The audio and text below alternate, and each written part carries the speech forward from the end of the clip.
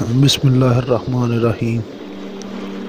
میں عرصہ دراز سے فیس بک پر لکھتا اور چلا رہا ہوں، لیکن ان دنوں میرا ذہن عجیب سی مشکلوں کا شکار ہے، عجیب سے وہم و وہمسوں میں گھسا ہوا ہے۔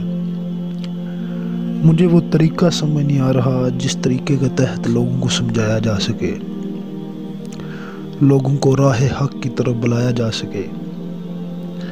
لوگ اس بات کو سمجھنے کے لیے تیار ہی نہیں ہیں کہ ہم کس قدر فتنوں میں گرے ہوئے ہیں اور آگے آنے والے دور میں کس قدر فتنے آنے والے ہیں۔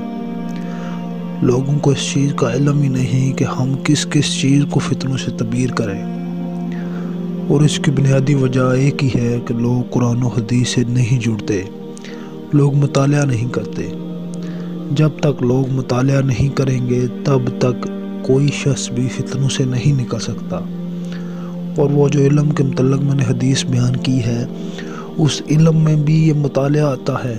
مطالعہ ہمیں کرنا پڑے گا، پہلے قرآن و سنت کا، اس کے بعد اپنے گرد و پیش اور روزانہ کی خبروں کے متعلق ہمیں علم رکھنا پڑے گا۔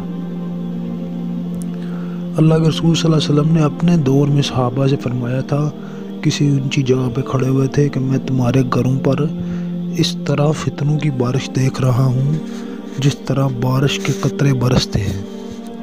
اور آپ نے دیکھا ان فتنوں میں کیا ہوا۔ جنگ جمل اور جنگ صفین کی تاریخ کسی سے پوشیدہ تو نہیں۔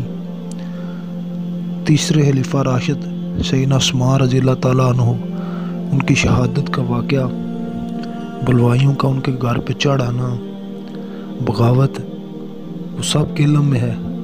تو خدا را برائے کرم قرآن و سنت کو پڑھیں، صرف و صرف مطالعہ کریں۔ جزاک اللہ۔